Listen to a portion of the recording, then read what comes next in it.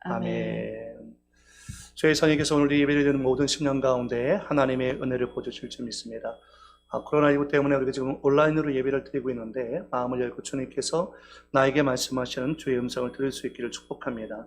오늘 요한계시록 21장 1절로 8절까지 말씀해 가지고서 새하늘과 새 땅이라는 제목으로 같이 말씀의 은혜를 나누기 원합니다. 우리가 지난 시간을 통해서 하나님의 말씀을 같이 묵상하면서 요한계시록 이제 거의 마지막에 이제 가까이 왔는데요. 말씀을 깨달을 때 성령께서 의지하면서 하나님의 말씀을 여러분 잘 들으실 수 있기를 예수님의 이름으로 부탁을 드리겠습니다. 오늘 본 말씀은 사도 요한이 본 마지막 환상 가운데 하나입니다. 이제 최후의 백보자 심판으로부터 태초부터 이 세상까지 혼재되어 있었던 하나님의 뜻과 사탄의 종말, 그리고 선과 악이 영구히 분리되어서 모든 갈등이 이제 종식되고 백보자 심판 직전의 전 인류가 하나님께서 행하실 이 부분에 대한 경고의 말씀을 지금 듣고 있게 되어집니다. 오늘 특별히 이제 1절 말씀 가운데 오면 또 내가 새 하늘과 새 땅을 보니 처음 하늘과 처음 땅이 없어졌고 바다도 다시 있지 않더라라고 했습니다. 요한계시록 말씀 가운데 오면 보니라는 말이 여러 번 나옵니다. 그래서 사도 요한이 하나님의 인도하신 가운데 성령이 감동받아가지고 마지막 때에 어떤 일을 하나님께서 역사 가운데 행하실지에 대한 부분들을 계속해서 비전 가운데 보여주고 계십니다. 그래서 이제 마지막으로 사도 요한에게 새 하늘과 새 땅, 그리고 9절 이하의 새 예루살렘에 대한 계시의 말씀, 비전을 하나님께서 사도 요한에게 보여주게 됩니다. 그래서 오늘 이제 새 하늘과 새 땅을 했을 때 여기 이제 새라는 표현이 있는데 이것은 카이노스라는 표현입니다. 보통 이제 헬라어로 네오스 하면 이것은 시간적인 의미가 있고요. 그 카이로스 하면은 질적인 의미에서의 새 것이라는 의미가 있습니다. 그러니까 이 새 하늘과 새 땅이라는 것은 이전에 있었던 하늘과 이전에 있었던 땅과는 완전히 질적으로 다른 하나님께서 만드실 새로운 하늘과 새 땅의 의미를 반영하고 있는데요. 이사야서 65장 17절과 22절 말씀을 반영하고 있습니다. 보라, 내가 새 하늘과 새 땅을 창조하나니 이전 것은 기억되거나 마음에 생각나지 아니할 것이라. 66장 22절에도 내가 지을 새 하늘과 새 땅이 내 앞에 항상 있는 것 같이 너희 자손과 너희 이름이 항상 있으리라. 여호와의 말씀이니라. 그러니까 이전에 있었던 새 하늘과 이전에 있었던 땅과는 질적으로 완전히 다른 새로운 하늘과 새로운 땅을 역사의 주관자 되시는 창조주 하나님께서 이 모든 것들을 행하시겠다라고 말씀하고 있습니다. 그러니까 처음 하늘과 처음 땅은 하나님께서 창조하셨지만 인간의 범죄로 말미암아서 죄와 사망에 들어오고 그 하늘과 땅이 하나님을 대적하는 장소가 되어버렸습니다. 그런데 이 하늘과 땅이 죄와 사망이 온전히 사라지는 종말론적 구속의 날을 고대하면서 기다리고 있다는 것입니다. 그래서 베드로후서 3장 13절에도 보면요, 우리는 그의 약속대로 의가 있는 곳인 새 하늘과 새 땅을 바라보도다. 지금 베드로가 편지를 보내고 있는 그 교회의 성도들이 극심한 핍박과 환난 가운데 있습니다. 이 극심한 핍박과 환난 가운데 있는 성도들에게 주시는 하나님의 메시지는 뭐냐면 새 하늘과 새 땅을 바라보고 고대하는 것입니다. 주님 다시 만날 날을 기억하면서 소망하는 거죠. 그러면서 오늘 이제 1절로 8절까지 말씀 가운데서 천국의 개념에 대해서 세 가지로 이제 표현을 합니다. 첫 번째는 뭐냐면 현재적 의미에서의 천국이라는 거죠. 그러니까 이것은 이제 오늘날 역사 안에 있는 이제 천국의 의미를 말하고 있습니다. 보통은 왕국이라고 표현하는 것이 더 정확한 개념이 될 수 있는데, 여러분, 왕국이라는 것은 누가 주인인 것입니까? 왕이 주인이죠. 왕이 통치하고 있는 국가를 왕국이라고 하는데, 예수님께서 십자가 못 박혀 죽으시고 부활 승천하신 예수님께서 다스리시고 통치하시는 국가인 이 천국의 개념을 가지고 있다는 것입니다. 예수님께서 우리 안에 오셔서 다스리기 시작하셨다는 거죠. 우리 안에 오셔서 지금도 통치하고 다스리고 계시는 이 현재적 의미로서의 천국. 얼른 이것은 비록 이제 눈으로 얼른 분명하게 보이진 않지만 역사 안에서 분명히 존재하고 있고 지금도 계속해서 확장되어져 가고 있는 이 천국의 이미지가 분명히 있다는 것입니다. 두 번째 천국의 개념은 사후의 천국이 있다는 거예요. 사후의 천국. 우리가 보통 천국에 갈 확신이 있으십니까? 라고 물을 때 그때 묻는 천국이 바로 이와 같은 의미의 천국인 것입니다. 고린도후서 12장 말씀 가운데 보면 사도 바울이 자신이 어느 하나님의 신비한 그 섭리와 경륜 가운데서 셋째 하늘에 갔다 왔다라고 이제 고백하죠. 셋째 하늘은 곧 하나님께 낙원에서 말로 형용할 수 없는, 인간의 언어로 표현할 수 없는 천국의 모습을 그가 보고 왔다라는 것입니다. 그러니까 천국의 의미가 현재의 의미로서의 천국이 있지만 또 사후의 의미로서의 천국이 있고, 오늘 이제 본문 말씀 가운데서는 종말론적인 천국의 이미지가 나오고 있다는 것입니다. 이 천국은 우리가 부활하여 영원하게 된 몸으로 몸과 영혼이 하나가 되어서 하나님의 영광을 누리게 될 천국의 의미를 말씀하고 있습니다. 그래서 이제 주기도문 가운데도 보면 우리가 하나님의 뜻이 하늘에서 이루어진 것 같이 땅에서도 이루어지이다라고 기도하지 않습니까? 그러니까 요한계시록 21장의 무대의 초점이 땅이라고 생각하지만 마지막 천국은 이 땅 가운데서 하나님께서 이 종말론적인 천국의 모습을 실현하시고 이끌어 나가시는 내용이 담겨져 있습니다. 그래서 2절 말씀 가운데 보니까 또 내가 봄에 거룩한 성 새 예루살렘이 하나님께로부터 하늘에서 내려오니 그 준비한 것이 신부가 남편을 위하여 단장한 것 같더라. 그러니까 이 구절의 마지막 천국이 이 땅에서 이루어지고 있다는 것을 암시하고 있다고 성경학자들 가운데 얘기하는 사람들이 있습니다. 그러니까 우리가 멀리 있는 것이 아니라 가까이 오는 천국으로서의 모습을 말하고 있는 거죠. 그래서 여기서 하나님께로부터 하늘에서 내려오니라는 것은 인간의 능력과 수단에 의해서 만드는 것이 아니라 죄와 사망과 모든 고통에서 완전히 분리된 곳으로서 하나님께서 만드시고 선물로 우리 가운데 주실 거처인 것입니다. 또 그 곳이 예비한 것이 신부가 남편을 위하여 단장한 것 같더라라고 얘기하는 것은 이 남편과 신부의 비유가 새 예루살렘이 지리적인 것이나 어떤 공간적인 것이 아니라 남편과 신부의 비유는 하나님과 백성 간의 관계를 묘사하는 것으로서 신부인 새 예루살렘은 구속받은 하나님 백성의 공동체, 그리고 하나님과 백성 간의 교제를 나타내고 있다는 것입니다. 우리가 그곳에서 하나님과 더불어 교제하고 하나님과 사귀고 만나게 되어질 그런 거처로서의 천국의 의미를 말씀하고 있다는 거죠. 그러면 이제 새 땅, 새 하늘과 새 땅은 그럼 과연 그 성격 자체가 어떤 성격을 가지고 있겠는가라는 거예요. 새 하늘과 이전에 있었던 하늘과 이전에 있었던 땅과는 완전히 질적으로 새로운 하나님께서 구속받은 모든 백성과 공동체 가운데 허락해 주실 이 새 하늘과 새 땅은 어떤 의미로서 어떤 성격을 가지고 있는가라는 것입니다. 첫 번째는 영원한 나라는 모든 것이 완전히 질적으로 새로워진 나라라는 것입니다. 자, 1절 말씀 다시 한번 보면 또 내가 새 하늘과 새 땅을 보니 처음 하늘과 처음 땅이 없어졌고 바다도 다시 있지 않더라. 새라는 의미가 아까 말씀드렸던 것처럼 이제 카이노스여서 완전히 질적으로 새로워졌다라는 것입니다. 그래서 처음 하늘과 처음 땅이 없어지고 하나님께서 만드신 아주 질적으로 새로운 이 새 하늘과 새 땅이 하나님께 창조 가운데서 이루어진다는 거죠. 이루어진다는 거죠. 그래서 우리가 이제 이 말씀을 볼 때에 베드로후서 3장 6절 7절 말씀 가운데 보니까 이로 말미암아 그때의 세상은 물이 넘침으로 멸망하였으되 이제 하늘과 땅은 그 동일한 말씀으로 불사르기 위하여 보호하신 바 되어 경건하지 아니한 사람들의 심판과 멸망의 날까지 보존하여 두신 것이니라. 그러니까 하나님께서 마지막 심판의 때까지 이 땅을 보존하시다가 이 땅에 이제 지나가 버립니다.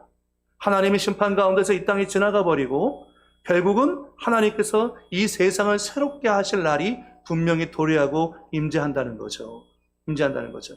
사도 베드로가 이 말씀을 하고 있을 때는 노아의 홍수 때의 세상에 대해서 이야기하고 있는 것인데요. 그때의 세상이 물이 넘침으로 완전히 멸망해서 그 땅이 없어져 버렸습니다. 그래서 그러나 지금도 우리는 그 노아 홍수 이후에도 그 땅에서 살고 있지 않습니까? 그러나 주님은 이제 이 땅에 지나갈 날이 온다는 거예요. 그리고 하나님께서 지으실 질적으로 완전히 새로운 나라가 임하게 될 것이라는 것입니다. 예수님은 마태복음 19장 28절 말씀 가운데 이것을 보다 적극적으로 말씀하십니다.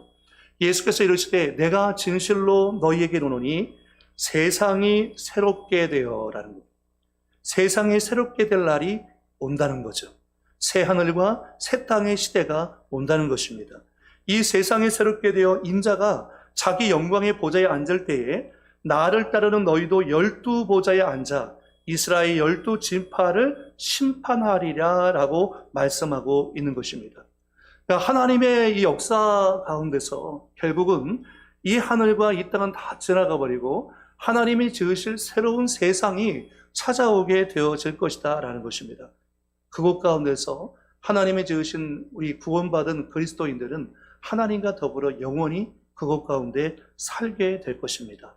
시편 37편 29절에 의인이 땅을 차지하며 거기서 영원히 살리로다 라고 했어요.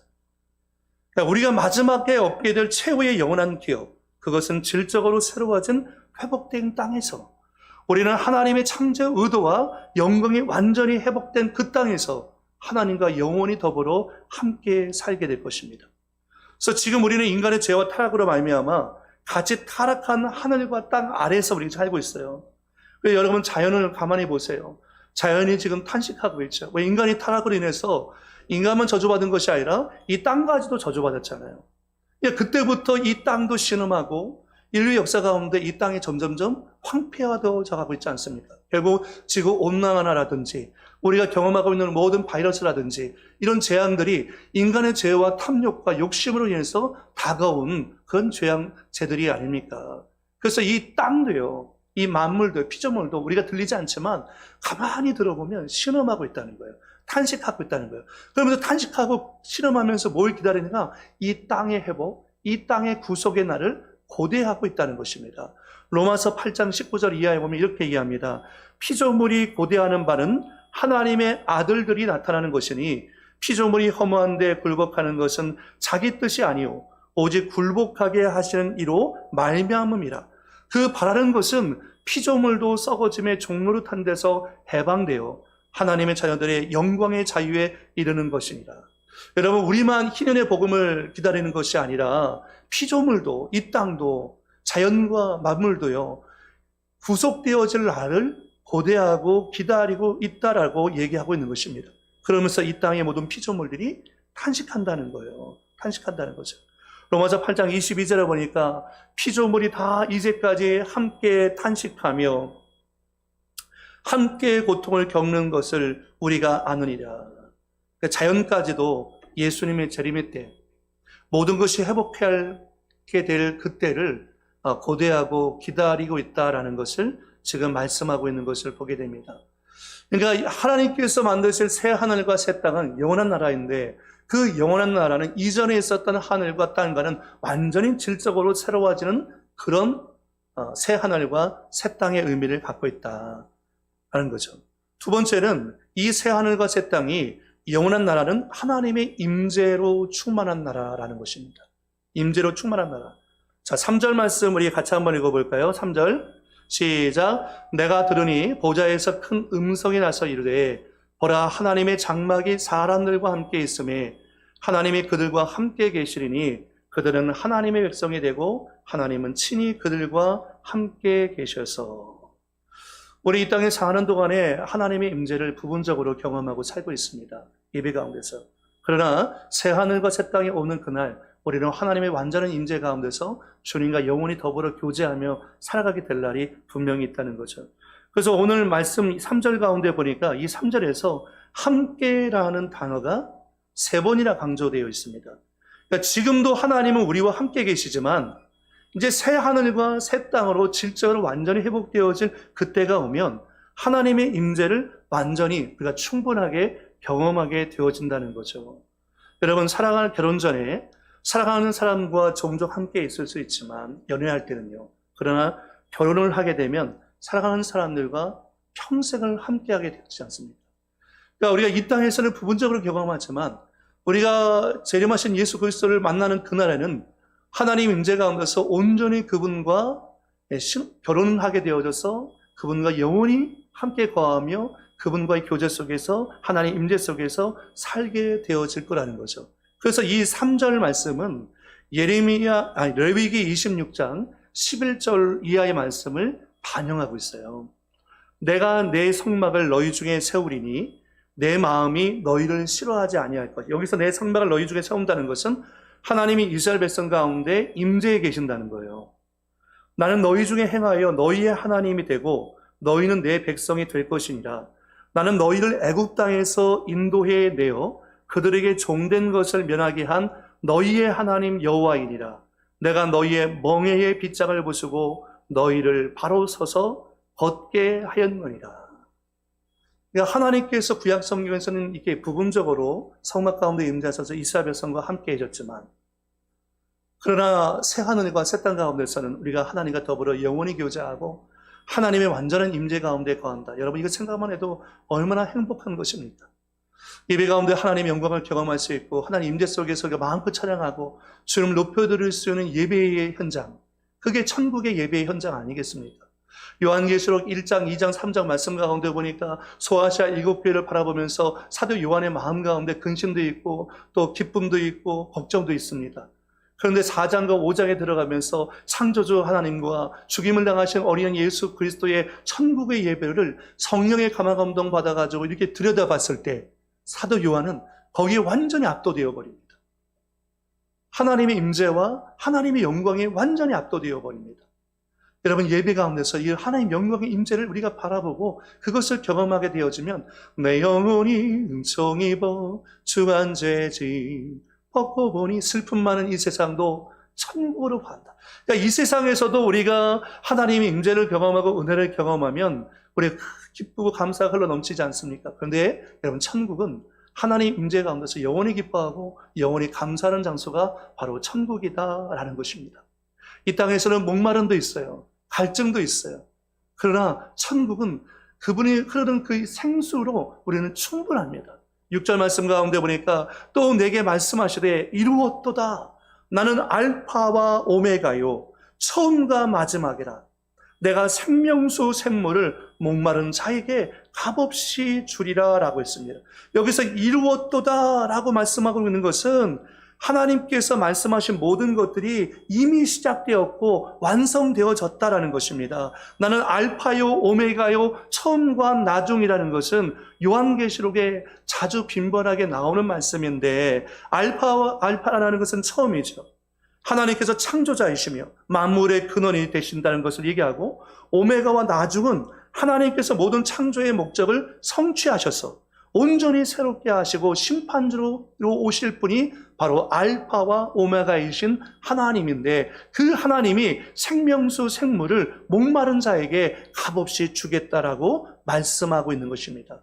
그래서 우리가 요한계시록 말씀 묵상하면 하나님께서 요한계시록 읽는 모든 수신자가 되는 교회와 성도들에게 책망과 경고의 메시지도 주지만, 사실 요한계시록을 통해서 우리 가운데 어떤 그 격려, 용기를 불러일으키기 위해서 이 말씀을 우리 가운데 허락하고 있습니다. 그래서 이제 7절 말씀, 요한계시록 21장 7절 말씀에도 보면 이기는 자는 이라고 표현합니다. 이기는 자는 이것들을 상속으로 받으리라라는 거예요. 이기는 자는 이것들을 상속으로 받으리라는 것은, 이기는 자가 이제 요한계시록 2장과 3장에 언급되어 있는 7교회를 향한 편지를 상기시키고 있는데요. 7교회에서 회개하고 하나님께 돌아서며 믿음을 지킨 자들은 곧 이긴 자에게는 하나님의 유업을 상속으로 물려주시겠다고 말씀하고 있는 것입니다. 그래서 이 새 하늘과 새 땅, 그리고 생명수를 맛볼 수 있게 되는 그 사람들은 결국 이기는 자로서 하나님의 상속과 하나님의 상급이 기다리고 있다라는 것을 말씀합니다. 주님, 지금도 주님은 우리 가운데 말씀하고 있습니다. 너는 이기는 자가 돼야 돼. 여러분, 히브리서 11장은 믿음장이죠. 믿음장이 끝나고 난 다음에 12장에 들어가면서 구름같이 둘러싼 우리에게 허다한 증인들이 있다고 합니다. 이 신앙은 순례의 길이고 경주와 같습니다. 때로는 이 경주를 42.19km 마라톤을 하게 되면요, 너무너무 힘들고 고통스럽고 갈증도 나고 몸이 부서지는 것 같고 포기할까 멈출까 라고 생각이 들 때도 있습니다. 정말 고독한 자신과의 싸움이죠, 마라톤. 그런데 그 힘든 순간에 그 사람을 용기를 불러일으키고 포기하지 않게 되는 것은 골 라인에서 기다리고 있는 자기의 가족들, 그리고 그 걷는 과정 속에서 자기를 응원해주는 자신의 지지자들과 팬들을 생각할 때 이 사람이 포기하지 않고 그 길을 계속해서 걸어갈 수 있는 거죠. 히브리서 11장에 나오는 우리의 모든 믿음의 선배들이 우리보다 앞서서 우리가 당하고 있는 모든 핍박과 환난, 우리가 경험하고 있는 고통과 질병을 다 경험해 봤던 사람들입니다. 그때마다 그 사람들이 우리가 힘들고 어려울 때마다 바깥에서 우리를 응원합니다. 힘을 내라. 나도 너와 같은 것을 경험했다. 나도 그것을 이겼으니 너도 이기는 자가 되어야 한다라고 하면서 우리 믿음의 선배와 신앙의 선배들이 우리를 격려하고 축복하고 있습니다. 무엇보다도 예수님께서 우리를 축복하시고 우리를 지지하시고 너희는 이기는 자가 되어야 한다라고 말씀합니다. 그래서 우리가 요한계시록 2장, 3장 소아시아 7교회를 볼 때에 에베소 교회가 칭찬한 내용이 많지만 첫사랑을 잃어버린 체험을 겪고 난 다음에 요한계시록 2장 7절에 보니까 귀 있는 자는 성령이 교회들에게 하시는 말씀을 들을지어다. 이기는 그에게는 내가 하나님의 낙원에 있는 생명나무의 열매를 주어 먹게 하리라. 하나님은 왜 책망하실까요? 다시 원래의 자리로 돌아와서 다시 경주를 해야 하기 때문입니다. 그래서 그 경주에서 반드시 이기는 자가 되라는 거예요. 11절에도 귀 있는 자는 성령이 교회들에게 하시는 말씀을 들을지어다.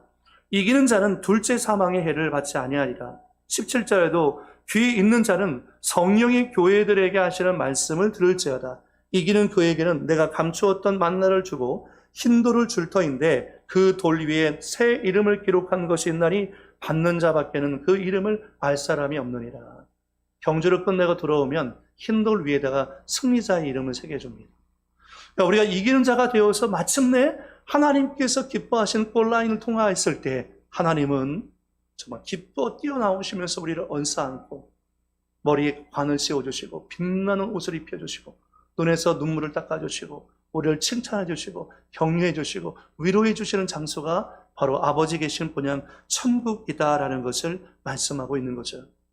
요한계시록 21장 8절 말씀에도 그러나 이와 같이 이기는 자가 되어야 하지만 그렇지 못하는 자들이 있다는 것입니다. 그러나 두려워하는 자들과 이기는 자가 되지 못하고 믿지 아니하는 자들, 흉악한 자들, 살인자들, 음행하는 자들, 점술가들, 우상 숭배자들, 거짓말하는 모든 자들은 불과 유황으로 타는 못에 던져지리니 지난주에 사탄을 위해서 준비한 불못이 있었습니다. 그 사탄을 위해서 예비한 불못, 거기서 둘째 사망을 경험하게 되어지는데 이 불과 유황으로 타는 못에 결국은 던져진다라는 것을 말씀하고 있다는 거죠. 여러분, 우리는 정말 이 두려움이 판치는 세상을 살고 있습니다. 두려움과 악과 불신앙과 살인, 간음, 우상 숭배와 거짓이 판을 치는 세상을 살고 있습니다. 이 세상을 살면서 우리는 이런 것들이 전혀 없는 천국을 얼마나 소망하며 기다리고 있습니다. 여러분, 천국은 두려움이 없는 곳이죠. 살인과 간음과 이런 죄악이 전혀 없는 곳이 천국이지 않습니까? 그래서 이 순례의 길을 걷고 있는 그리스도인들은 이 악이 판치는 세상을 보면서 더더욱 우리는 천국을 소망하면서 사모하면서 언제 주님 배울지 기대하면서 이 길을 걷게 되어지고 있다는 거죠. 놀라운 것은 하나님께서 함께 계시기만 하는 것이 아니라 우리를 지금도 함께 하시면서 우리를 도와주고 계시다는 것입니다. 적극적인 사랑으로 우리와 교제하고 있다는 거죠. 그래서 여기서 이제 두려워하는 자들이라는 의미는 뭐냐면 예수를 믿음으로써 당하는 핍박과 환난을 두려워하는 자들인데 예수님께 충성하기보다는 자신의 안락을 추구하는 자들입니다. 여기서 두려워하는 자들의 의미는. 그래서 사도 요한은요, 두려워하는 자들을 언급함으로써 그리스도인들이 둘째 사망을 벗어나서 승리하기 위해서는 짐승과 사탄의 핍박과 위협을 인내로써 이겨내야 한다는 것을 지금 강조하면서 권면합니다. 그 다음에 나오는 믿지 아니한 자들은 뭐냐면 예수님을 영접지 아니한 불신자들이라 믿음이 신실하지 못하여 입으로는 시인하지만 행위로는 부인하고 있는 그런 불신앙자들, 흉악한 자들이라는 것은 우상 숭배와 관련되어 있는 것인데요. 도덕적으로 타락해서 더럽게 된 자, 황제 숭배를 하고 있는 자. 살인자라는 것은 이 짐승인 사탄의 조종하에서 하나님을 대적하고 예수님께 충성하고 있는 신실한 그리스도인들을 핍박하고 살인하는 자들. 행음자들이라는 것은 간음한 남자들 의미하고요. 술객들은 점술가들은 마술이나 점등에 빠져있는 그런 우상 숭배자들을 얘기합니다. 그러니까 이런 모든 사람들은 결국은 하나님께서 사탄을 위해서 예비한 불과 유황불에 던져짐을 당하게 될 거라는 거죠. 그러나 여러분, 예수님을 신실하게 섬기고 믿음을 갖고 있는 사람은 우리는 천국에 대한 소망이 있어요. 집 떠나면 고생이라는 말이 있잖아요. 우리는 아직 돌아갈 집에 도착하지 않았죠. 저는 그래서 늘 그 예화를 생각하면 마음의 위로가 돼요. 어떤 선교사가, 노부부 선교사가 선교제에서의 모든 사역을 마치고서 자기 고향으로 배를 타고서 귀향하게 되었습니다. 배를 타고서 목적지에 도착하고 내렸을 때 이 노부부 선교사를 맞이해 주는 사람이 아무도 없었어요. 너무나 외롭고 고독했습니다. 그런데 가만히 옆을 보니까 수많은 인파가 누군가를 기다리고 그가 왔을 때 빵빠레를 치면서 박수를 치고 환호하고 있는 거예요. 알고 봤더니 대통령이 사냥을 나갔다가 돌아와서 그 사람 대통령을 맞이하는 환영 인파였습니다.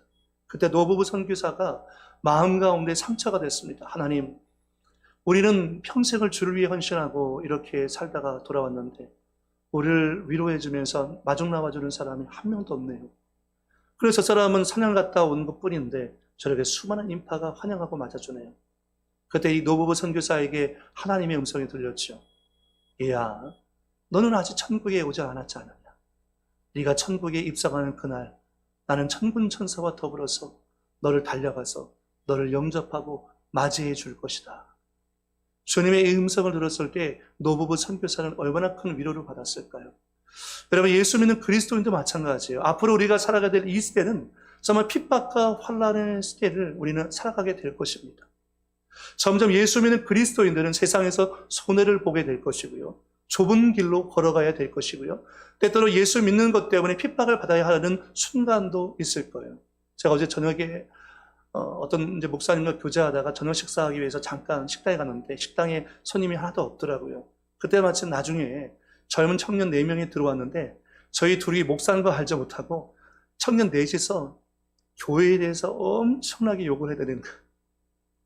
너무 마음이 아팠어요. 한국교회가 정말 반성할 부분이 많아요. 저희 주회종인 저를 비롯해서 많은 주회종들이 반성해야 할 부분들이 너무 많죠. 또 우리 그리스도인들이 정말 회개하고 하나님께 돌아와야 할 부분들이 굉장히 많습니다. 그러나 여러분, 그런다 할지라도 세상은 우리를 좋아하지 않습니다. 예수님께서 요한복음 말씀 가운데 말씀하셨듯이 세상에 너희를 미워하면 그것을 이상히 여기지 말래요. 왜냐하면 너희를 미워하는 것이 아니라 너희 안에 있는 나를 미워하고 있다는 거죠. 세상은 이 큰 음녀인 바벨론, 이 사탄이 공중 권세 잡은 자가 이 세상 가운데서 활약하고 있기 때문에 근본적으로 세상은 그리스도인들을 미워하게 되어 있습니다. 싫어하게 되어 있습니다. 그래서 핍박과 환난과 조롱을 당할 수밖에 없죠. 우리가 예수 안에 있는 사람이라면 우리는 누구든지 예언할 수 있어요. 앞으로 다가올 시대는 핍박과 환난의 시대일 것이다. 예수를 믿지 못하게 막으려고 하는 이 사탄이 우리를 공격해서 배교하게 만들고 또 불신앙하게 만드는, 죄의 유혹에 빠지게 만드는 그런 시대가 우리 가운데 지금도 왔고 더 크게 올 것이다 라는 거죠. 우리는 알고 있습니다. 그래서 그때일수록 우리는 주님 말씀하신 것처럼 말세가 되면 모이기를 피하는 어떤 사람들과 같이 하지 말고 모이기를 더욱 힘쓰라고 했어요. 왜 그럴까요? 세상에선 핍박당하고 환난을 당해요. 근데 교회에 와서 우리가 함께 예배와 기도를 통해서 다시 재충전해요. 그리고 다시 세상으로 나가는 거예요. 교회 안에만 머물러 있는 것이 아니라 그리스도인들은 우리가 여기 와서 다시 재충전하고 기도하고 용기 얻고 서로 격려하고 그리고 세상에 나가서 빛과 소금이 되자라고 격려한 다음에 다시 세상에 나가는 거예요. 그래서 빛과 소금으로 사는 거예요. 때로는 핍박과 환난이 있죠. 성경 말씀에도 경건하게 살고자 하는 자마다 핍박을 겸하여 받는다고 했어요. 말씀대로 살려고 뿐인데 우리는 핍박과 조롱을 당할 때도 있습니다. 그러나 그 길을 멈춰서는 안 됩니다. 우리는 주님과 함께 계속 가야 하는 거죠. 그리고 그 여정을 모두 끝마치는 날, 순례의 여정을 모두 끝마치는 날, 우리는 아버지의 약속하신 본연 천국에 입성하게 될 것입니다.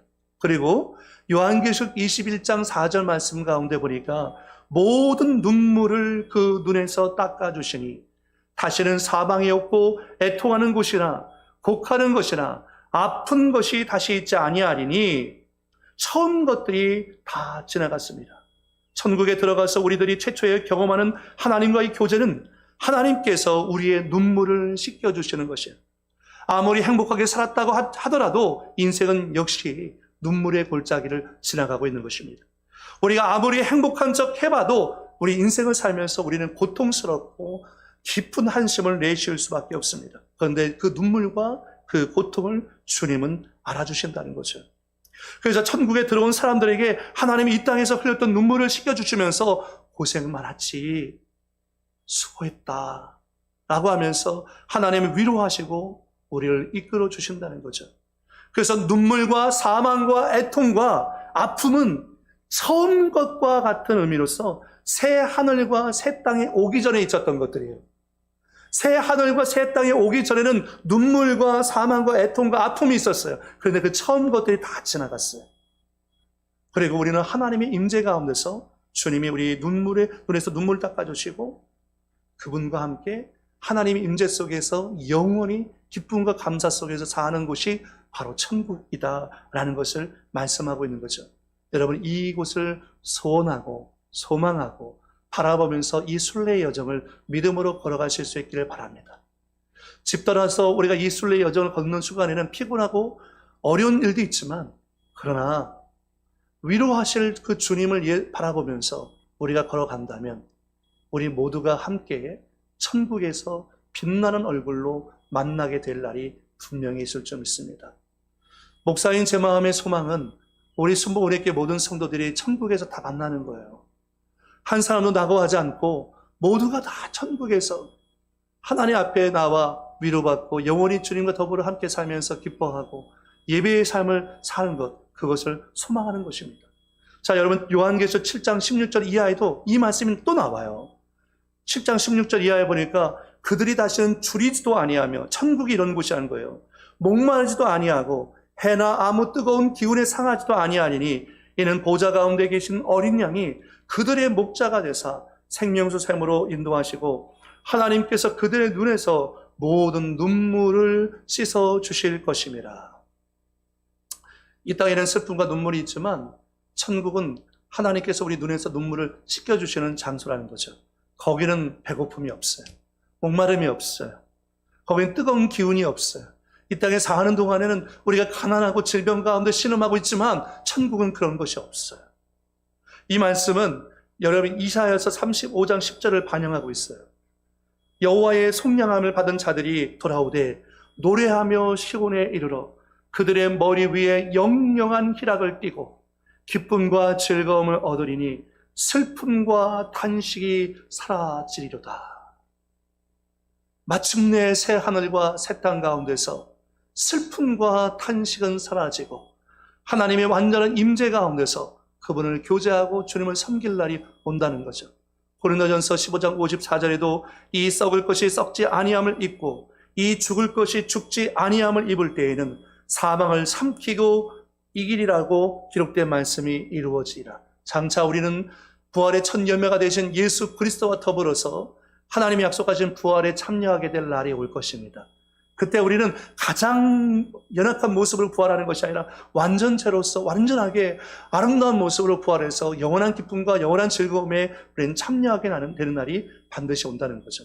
그래서 여러분, 새하늘과 새 땅은 그것은 질적으로 완전히 새로운 곳이고 하나님의 임재가 온전히 임해서 그것 가운데 기쁨과 감사가 회복되어지는 장소가 바로 새하늘과 새 땅이라는 것을 잊지 마십시오. 또 새하늘과 새 땅이라는 것은 영원한 나라는요, 하나님의 선물로서 우리 가운데 준비된 나라라는 것입니다. 말씀 가운데 보니까 또 내가 보매 거룩한 성 새 예루살렘이 하나님께로부터 하늘에서 내려오니 그 준비한 것이 마치 신부가 남편을 위하여 단장한 것 같더라. 지난주 토요일 날 우리가 교회에 결혼식이 있었는데 여러분, 신부가 단장하는 것은 다른 사람을 위해서 단장하는 게 아니에요. 하객들 보라고 단장하는 게 아니죠. 신부가 단장하는 건 누굴 위해서 단장하는 것입니까? 신랑을 위해서 단장하는 거죠. 그래서 그 준비한 것이 신부가 남편을 위하여서 단장한 것 같다라는 것이죠. 이것이 신부가 신랑에게 줄 수 있는 최고의 선물이라는 것입니다. 이 말씀은 이사야서 61장 10절 말씀을 반영하고 있는데요. 내가 여호와로 말미암아 크게 기뻐하며 내 영혼이 나의 하나님으로 말미암아 즐거워하리니 이는 그가 구원의 옷을 내게 입히시며 공의의 겉옷을 내게 더하심이 신랑이 사모를 쓰며 신부가 자기 보석으로 단장한 같게 하셨습니다. 라고 말씀하고 있는 것입니다. 그래서 지금 신랑 되신 주님 앞에 주님을 위해서, 신랑 되신 주님을 위해서 이 나라가 준비되어 있다. 신부인 교회와 성도가 준비되어 있다라는 거죠. 우리 꼭 기억해야 합니다.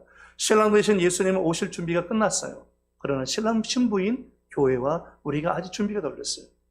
그래서 우리가 주님 다시 오심을 재촉하기 위해서는 복음 증거에 애쓰고 힘써야 하는 거죠. 선교해야 하는 거죠. 더 많은 곳에 선교사를 파송하고 선교지에 나가서 사역하고 있는 선교사들을 후원하고 섬기는 것이 우리가 하나님 나라를 앞당길 수 있다는 것입니다. 신부인 교회로 준비케 하는 일이 되어줄 수 있다는 거죠. 자, 5절 말씀도 보십시오. 보좌에 앉으신 이가 이르시되 보라 내가 만물을 새롭게 하노라.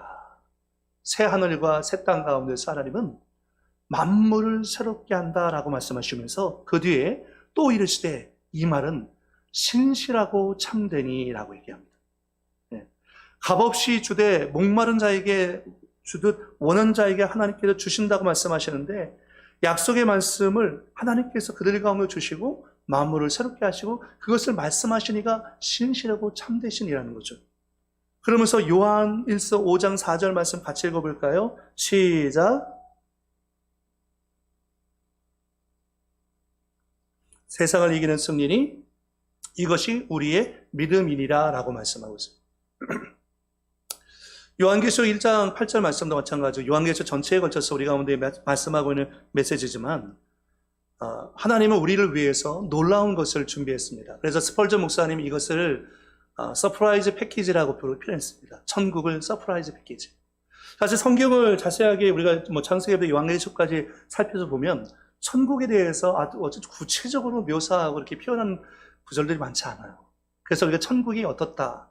그래서 간혹 가다가 천국과 지옥을 보고 왔다라고 얘기하시는 분들이 있는데 그 천국과 지옥을 경험하고 오신 분들이 내용들이 좀 다른 내용들이 많이 있어요. 그래서 그게 맞다라고 할 수 없어요. 우리는 성경을 넘어서서 그것을 받아들이기는 쉽지는 않죠. 성경에 있는 내용만 우리는 바라봐야 하기 때문이죠. 그래서 스펄전 목사님이 왜 이걸 서프라이즈 패키지라고 했냐면 우리 가운데 미리 알려주지 않는다는 거예요. 그래서 나중에 우리가 아버지 계신 이 본향인 천국에 입성하게 됐을 때 우리로 하여금 천국을 보고서 깜짝 놀라게 서프라이즈 하는 거죠. 놀랐지? 천국은 이런 곳이야. 얼마나 아름답냐. 내가 너를 위해서 준비했어. 라고 하면서 하나님께서 우리 가운데 주시고 제시할 곳이 바로 이 천국이다 라는 것을 말씀하고 있는 것입니다. 사랑하는 성도 여러분, 이 세상에 살면서 우리는 때때로 피곤하고 연약할 때도 많이 있습니다. 영적으로 항상 건강하고 성령 충만한 것은 아닙니다. 그러나 분명한 것은 성령 충만하지 않고서는 이 영적인 싸움에서 우리가 이길 수 없습니다. 우리 수모원에게 모든 성도들이 이 마지막 때에 사실 코로나19다 보니까 믿음 생활이나 말씀 생활이나 기도 생활보다 사실 전 국민이 전 세계적으로 코로나 블루 가운데 좀 우울한 감정을 갖고 있는 사람들이 많아요. 억울하고 분노가 치밀어 오르고 짜증나고 누가 조금만 건드리면 폭발할 것 같고 그런 감정을 갖고 있는 사람이 많죠. 여러분 그러나 기억하십시오. 사탄은 그런 감정을 이용한다는 것을요. 우리가 그런 감정에 묶이지 아니하고 말씀과 하나님 임재 가운데서 매어서 우리가 하나님을 기뻐하고 하나님을 즐거워하면서 이 시기를 극복할 수 있기를 축복합니다. 인류 역사상 한 번도 좋았던 적은 없습니다. 지금도 우리가 한 번도 경험해 보지 못한 일을 겪고 있죠. 사실 아마 기독교 교회사에 온라인으로 성탄 예배를 드린 적은 이번이 처음일 것입니다. 그런 상황이죠, 지금. 그러나 여러분, 우리의 신앙은 어떤 환경이나 상황에 매일 수 없습니다. 우리는 끊임없이 예수님을 붙잡고 성령님을 의지하고 믿음 가운데 계속해서 앞서 행하는 그런 사람이 되어야 할 것입니다. 어려운 일이 있겠지만 우리 수목교회 모든 성도들이 말씀과 기도로 승리할 수 있기를 다시 한번 예수님의 이름으로 축복하고 부탁을 드리겠습니다. 한번 기도하겠습니다. 살아계신 아버지 하나님, 은혜와 사랑을 감사합니다. 오늘 수요 말씀 예배를 통해서 요한계시록 21장 1절로 8절까지의 말씀을 함께 살펴보았습니다. 하나님께서 우리 가운데 허락하실 새 하늘과 새 땅은 이전에 있었던 것과는 완전히 다른 질적으로 새롭고 하나님의 임재가 충만하며 하나님께서 우리를 위해서 서프라이즈로 준비하시는 하나님의 선물과 같은 곳입니다. 그러니 주님, 우리가 그 나라를 소망하게 하시고 그 나라를 바라보면서 믿음의 길을 계속해서 걸어갈 수 있도록 아버지 인도해 주옵소서. 천국과 지옥은 분명히 있습니다. 아버지, 이것에 대한 믿음과 확신을 우리 성도들에게 허락해 주시어서 이 세상을 살아갈 때 우리가 흔들리지 않고 더 견고하여 주님 의지하고 나아갈 수 있도록 인도하여 주옵소서. 주께서 우리 수목원에게 모든 성도들의 마음을 축복하시고 인도해 주실 줄 믿사옵고 예수님의 이름으로 기도드리옵나이다. 아멘. 우리 말씀을 생각하면서 주의 일차 기도하겠습니다. 주여, 전능하신 여로선 아버지 하나님의 은혜와 사랑 감사합니다. 아버지의 마지막 때를 우리가 살아가면서 믿음을 지키고 신앙을 지키기 원합니다. 하나님을 경외함으로 예배하고 섬기기 원합니다. 아버지 하나님, 우리의 마음 가운데 정결한 마음을 주옵소서. 아버지 은혜의 마음을 주옵소서. 예수님을 닮아가는 마음을 주시기 원합니다. 아버지 겸손히 낮아져서 하나님 앞에 섬기기 도와주시기 원합니다. 아버지 부르심에 합당하게 생활하라고 했사오니 모든 겸손과 온유와 우리 오래 참음과 사랑 가운데서 용납하고 평안에 매는 줄로 성령이 하나 되게 하신 것을 아버지 힘써 지킬 수 있는 아름다운 공동체가 될 수 있도록 인도해 주시고 우리 성도들의 가정을 지켜주시기 원합니다. 자녀들을 지켜주시기 원합니다. 세상 죄가 우리 삶 가운데 침투하지 않게 도와주시며 날마다 주님을 기뻐하며 주님을 즐거움의 믿음으로 걸어갈 수 있도록 아버지 우리의 마음 가운데 하나님의 은혜를 부어주시고 인도해 주시옵소서. 아버지 보혜사 성령님 의지합니다. 바라옵니다. 앙망합니다. 우리의 마음속 삶의 주의 말씀 가운데서 회복과 치유를 경험하게 도와주옵소서. 아버지 코로나19의 상황이어서 우리가 온라인 예배를 드리고 있습니다. 아버지 예배 가운데 임재하시는 주님, 우리 성도들의 마음을 감동하시고 아버지 우리 심령이 우리 영이 뜨거워지게 도와주시어서 아버지 나라를 위해서 온전히 충성된 삶을 살아갈 수 있도록 우리 한 사람 한 사람을 새롭게 하여 주시기 원합니다. 아버지 그리스도 예수 안에 있으면 새로운 피조물이라 이전 것은 지나갔으니 보라 새 것이 되었다고 했습니다. 우리가 새 것으로서의 삶을 살게 도와주시며 부르심이 합당한 열매를 맺기에 부족함이 없도록 아버지 우리의 삶을 정결케 하시고 붙잡아 주옵소서. 아버지 주의 성령께서 우리를 함께하여 주실 줄 믿사옵고 예수님의 이름으로 기도드립니다. 사랑의 주님 감사합니다. 아버지 코로나19 때문에 우리가 일상이 파괴되어지고 가정 경제도 직장도 생업도 어려운 시간들을 보내고 있습니다. 주님, 그러나 우리의 시선을 땅에 매이지 않게 하시고 우리 시선을 주님께 고정하게 도와주시고 위로부터 임하시는 지혜와 능력을 받아서 이 어려운 시기를 잘 이겨낼 수 있도록 성령님 역사해 주시기 원합니다. 우리의 성도들의 가정을 지켜주옵소서. 직장과 생업을 지켜주옵소서. 구하는 자에게 좋은 것을 주시겠다고 약속하신 하나님의 사랑 가운데서 행할 수 있도록 우리 성도들의 마음 가운데 역사하시고 임재해 주옵소서. 주께서 한 사람 한 사람마다 기억하시고 기름 부으시며 주님의 음성을 들을 수 있도록 역사해 주실 줄 믿사옵고 예수님의 이름으로 축복하며 기도드리옵나이다. 아멘. 이제는 우리 주 예수 그리스도의 만하신 은혜와 아버지 하나님의 크고 극진하신 사랑과 보혜사 성령님의 내주 감화감동 충만인도 위로하심의 역사가 생명의 말씀을 붙잡고 믿음으로 나아가는 사랑하는 모든 성도들의 가정생활 범사 위에 이제부터 영원토록 함께 있을지어다. 아멘.